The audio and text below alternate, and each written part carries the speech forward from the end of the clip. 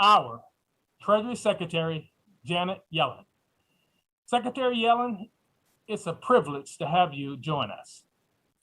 Today's event comes at a perfect time of the year as we're wrapping up Public Service Recognition Week celebrations across the Internal Revenue Service.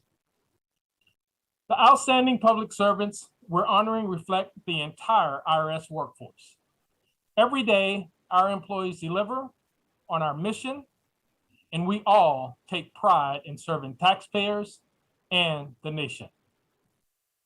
The importance of the IRS to our nation is reflected in all the critical work being done throughout the agency and in the accomplishments we are here to honor today.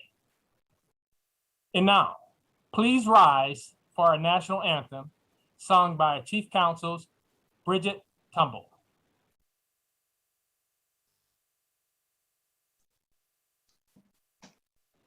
Oh, say, can you see by the dawn's early light what so proudly we hailed at the twilight's last gleaming, whose broad stripes and bright stars through the perilous fight o'er the ramparts we watched were so gallantly streaming, and the rocket's red glare, the bombs bursting in air, gave proof through the night that our flag was still there.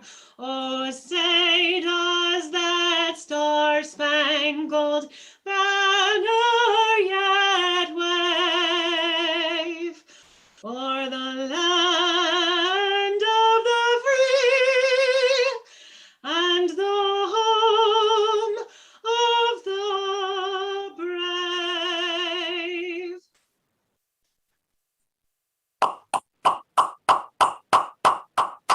Thank you, Bridget, for that beautiful rendition. It is now my pleasure to introduce our own IRS Commissioner, Chuck Reddick. Thank you, Robin. And Bridget, once again, outstanding. Every time you bring it home for us, and super, super proud.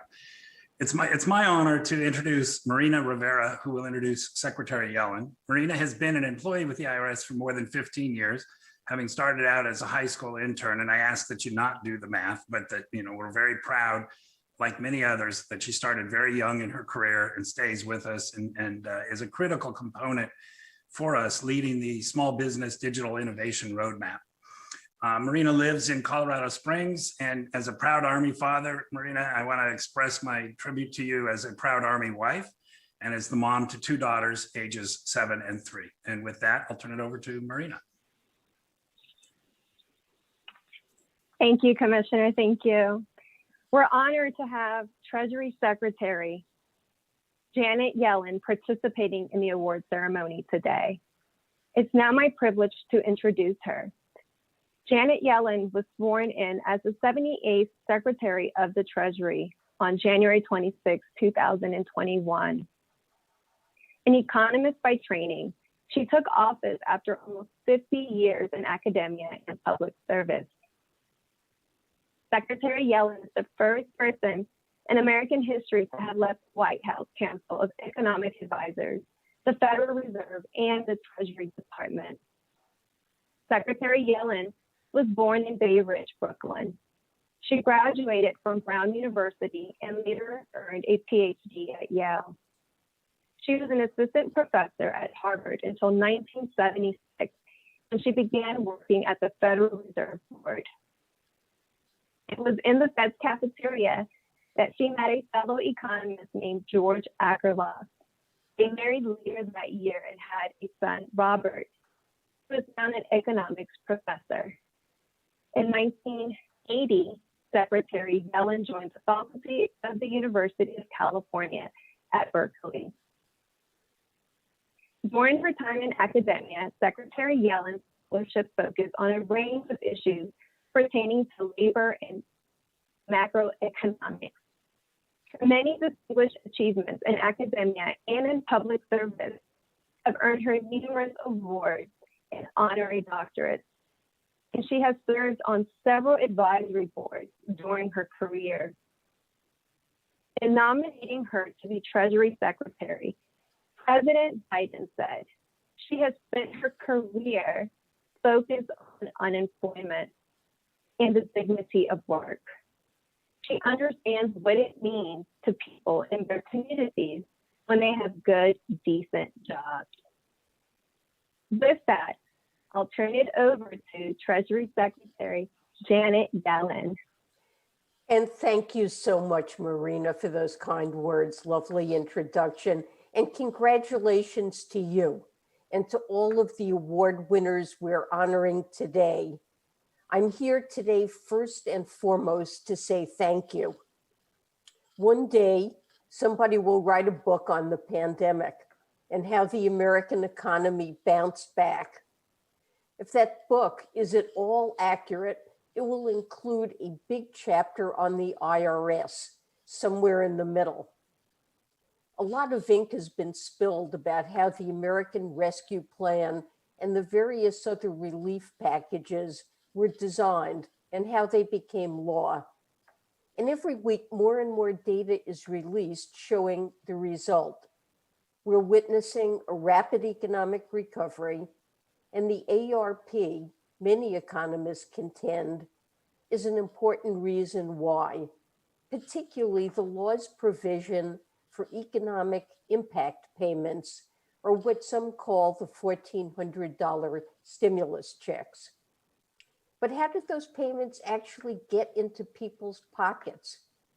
Who did the alchemy of transforming policy on the paper into money in people's bank accounts, which was in turn transformed into food on millions of tables around the country? Not nearly enough ink has been spilled on that middle part of the story. It's a story about implementation, about how the machinery of government can work. And the protagonists are you, the IRS, and the Bureau of the Fiscal Service. So many businesses have had to adapt in the face of the pandemic. But in my opinion, the organization that underwent the most remarkable transformation was the IRS. You entered the pandemic as an agency that mainly processes tax filings and returns once a year.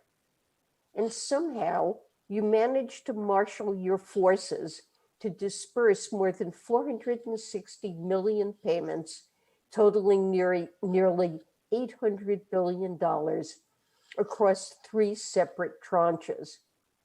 For some context, $800 billion is roughly 3% of pre-pandemic national GDP. It's the gross domestic product of Pennsylvania. And you managed to get that money out the door during a public health crisis when so many people had to navigate a new way of working. It's a stunning achievement. In the furnace of a crisis, you put on a masterclass in how government should work. I know it wasn't easy. I know you were overworked and understaffed. But I also want you to know that our administration is fighting to get you the resources that you need. A fully staffed and fully funded IRS is a key piece of our plan to build the country back better. For about 40 years, we've been underinvesting in crucial areas: infrastructure, education, childcare. And at the same time, the government has been taking in too little revenue. We know that over the next decade, the amount of unpaid taxes is expected to be at least $7 trillion unless we take steps to reverse the trend. A substantial chunk of this tax gap comes from some of the highest earners who aren't reporting their actual income and are not paying their tax liability. Our goal is to correct this imbalance between what the government takes in and what it invests.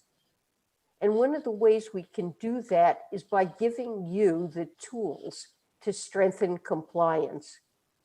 The IRS has fewer auditors today than in any time since World War II. And we need to change that, and we intend to change that.